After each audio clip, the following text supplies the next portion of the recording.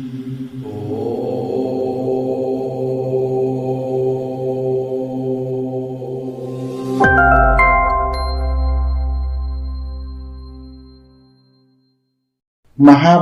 കഥകളുടെ മറ്റൊരധ്യായത്തിലേക്ക് ഏവർക്കും സ്വാഗതം. ശല്യപർവത്തിലെ കഥകളാണ് കേട്ടുകൊണ്ടിരിക്കുന്നത്. ശല്യൻ യുധിഷ്ഠിരനെ വല്ലാതെ മർദ്ദിക്കാൻ തുടങ്ങിയപ്പോൾ ഭീമസേനൻ തുടങ്ങിയവർക്ക് സഹിക്കാനോ കണ്ടു നിൽക്കാനോ കഴിഞ്ഞില്ല. അതിനാൽ സത്യകി, ഭീമൻ, മാദ്രീപുത്രന്മാർ എന്നീ 4 പേർ ഉടനെ ശല്യനെ വളഞ്ഞ് കടുപ്പമേറിയ കൂരമ്പുകളെ വർഷിക്കാൻ തുടങ്ങി. എന്നാൽ യുധിഷ്ഠിരനടക്കം പ്രബലന്മാരായ 5 യോദ്ധാക്കൾ ഒരേ സമയത്ത് വളരെ ശക്തിയായി പൊരുതിയിട്ടും ശല്യന് പറയത്തക്ക കോട്ടമൊന്നും ഉണ്ടായില്ല. 5 പേരുടെ ആയുധങ്ങളെയും അദ്ദേഹം ഫലപ്രദമായി തടയുകയും അതേസമയത്ത് 5 പേരെയും ശക്തിയായി മർദ്ദിക്കുകയും ചെയ്തുകൊണ്ടിരുന്നു. എന്തൊക്കെ ആയുധങ്ങൾ അയച്ചാലും അവയെല്ലാം ശല്യൻ മുറിക്കും. അതേസമയത്ത് ശത്രുക്കളിൽ നല്ല കൂരമ്പുകൾ വർഷിക്കുകയും ചെയ്യും. ഇങ്ങനെ കുറച്ചു സമയം അവരുടെ യുദ്ധം നീണ്ടുനിന്നപ്പോൾ ശല്യന്റെ പരാക്രമം കണ്ട് പോർക്കളത്തിലെ സർവ്വജനങ്ങളും ആശ്ചര്യപ്പെട്ടു. ദുര്യോധനൻ വളരെ സന്തോഷിച്ചു. കർണന് പോലും ചെയ്യാൻ കഴിയാതിരുന്നത് ശല്യൻ ചെയ്യുമോ എന്ന് പോലും അദ്ദേഹത്തിന് സംശയമായി. അതേസമയത്ത് യുധിഷ്ഠിരൻ ചിന്താവിഷ്ടനായി. ഭഗവാൻ പറഞ്ഞതുപോലെ ശല്യൻ അജയനായൊരു യോദ്ധാവാണെന്ന് അദ്ദേഹത്തിന് ബോധ്യമായി. ഭീമസേനൻ പ്രാണനെ പോലും ഗണിക്കാതെ ശല്യനോട് എതിർത്തു.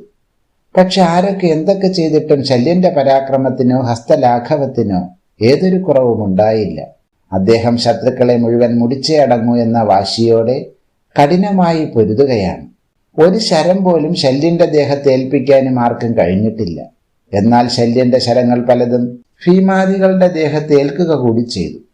ആകപ്പാടെ ശല്യന്റെ പരാക്രമം 2 സംഘത്തിലുള്ളവരെയും ആശ്ചര്യപ്പെടുത്തി. എങ്കിലും ഭീമാദികൾ ശല്യനെ വിട്ടില്ല, വാശിയോടുകൂടി പൊരുതുകയാണ്. ശല്യനെയും അയാളുടെ രഥത്തെയും പല പ്രാവശ്യം ശരങ്ങളെ കൊണ്ടുമൂടി. എന്നാലും അതൊന്നും അദ്ദേഹത്തിന് വലിയ കാര്യമായി തോന്നിയില്ല. അദ്ദേഹം ശരങ്ങളെയൊക്കെ തട്ടിമാറ്റി പിന്നെയും പാണ്ഡവരെ നല്ല കണക്കിൽ പ്രഹരിച്ചു കൊണ്ടിരുന്നു.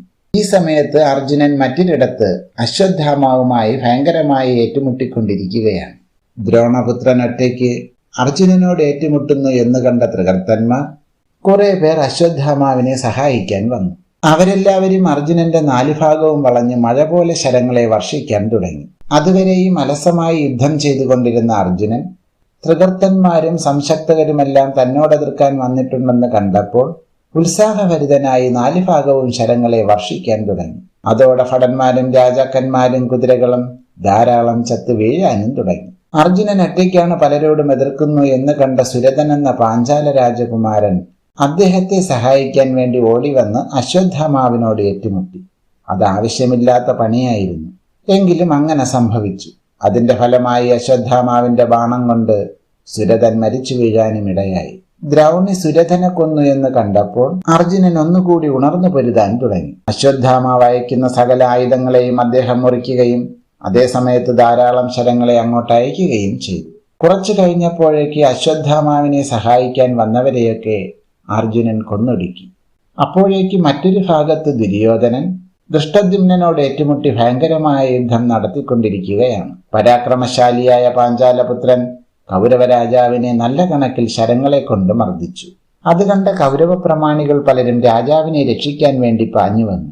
ശിഖണ്ഡി ദൃഷ്ടദ്യുമ്നനെ സഹായിക്കാനും വന്നെത്തി. അവിടെയും അതിഭയങ്കരമായ യുദ്ധം നടക്കാൻ തുടങ്ങി. എല്ലാ പ്രകാരത്തിലും കൗരവപ്പട ഓരോ നിമിഷവും സർവനാശത്തിലേക്ക് നീങ്ങിക്കൊണ്ടിരിക്കുകയാണ്.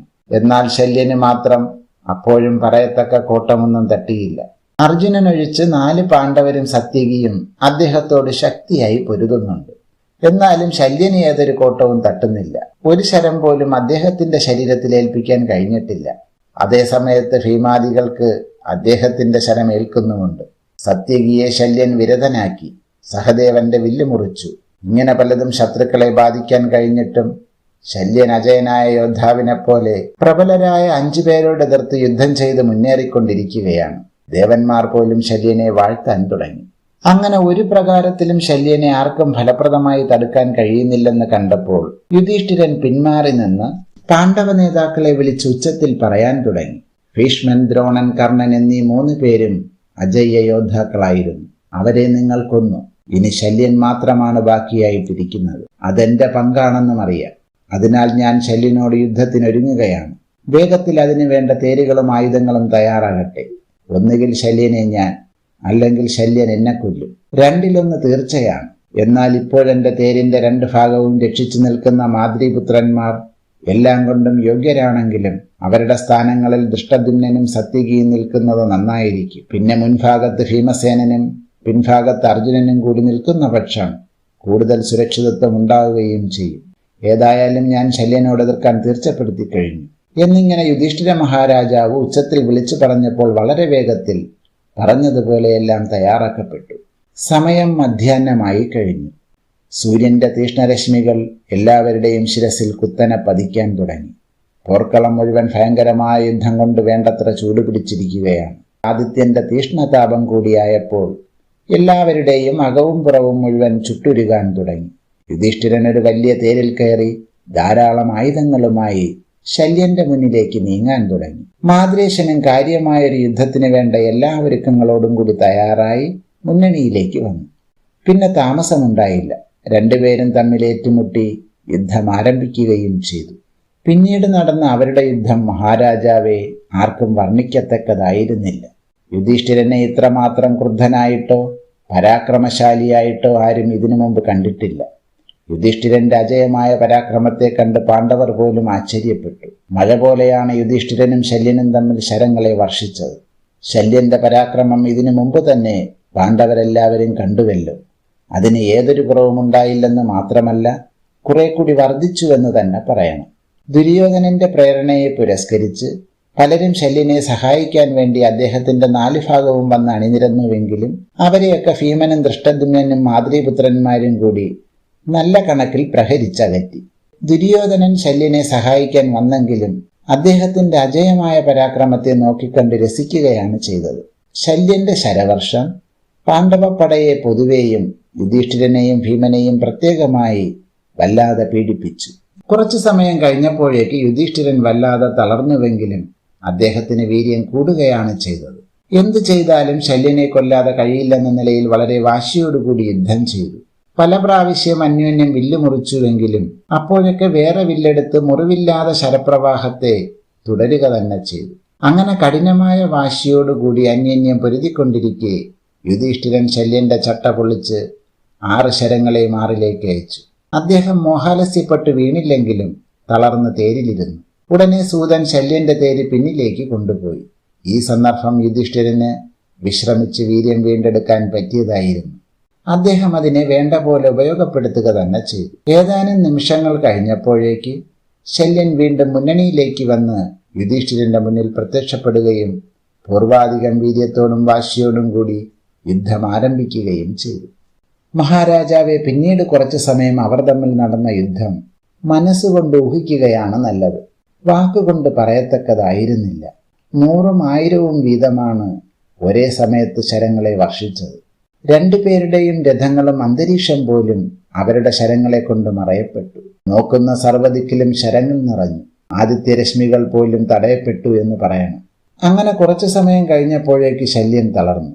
യുധിഷ്ഠിരൻ അദ്ദേഹത്തിന്റെ തേരും കുതിരകളെയും സൂതനെയും എല്ലാം തകർത്തു. ആ നിലയിലും ഒഴിയാതെ വാളും പരിചയം എടുത്തു ചാടി യുധിഷ്ഠിരനെ വെട്ടാൻ വേണ്ടി പാഞ്ഞു വന്നു. പക്ഷെ അടുത്തെത്തുന്നതിന് മുമ്പ് തന്നെ വാളും പരിചയും മുറിക്കപ്പെട്ടു. പിന്നീട് ശല്യനയച്ച എല്ലാ ആയുധങ്ങളും യുധിഷ്ഠിരൻ മുറിച്ചു. അവസാനമായി ശല്യനെ കൊല്ലാൻ തന്നെ തീർച്ചപ്പെടുത്തി. യുധിഷ്ഠിരൻ ഭയങ്കരമായ വേലായുധത്തെ കയ്യിലെടുത്ത് ശല്യനെ തീഷ്ണമായെന്ന് നോക്കി അദ്ദേഹത്തിന്റെ മാറിലേക്ക് അയച്ചു. ഉൽക്ക പോലെ ഭയങ്കരമായ ആ യമദണ്ഡം ലക്ഷ്യം പിഴയ്ക്കാതെ നേരെ ശല്യന്റെ മാറിൽ ചെന്ന് തറച്ചു. അദ്ദേഹം മാറുകേറി മരിച്ചു വീഴുകയും ചെയ്തു. ഈ കഥാഭാഗങ്ങൾ ഇവിടെ പൂർത്തിയാകുന്നു. ബാക്കി കഥകൾ അടുത്ത ഭാഗത്തിൽ കേൾക്കാം. നന്ദി.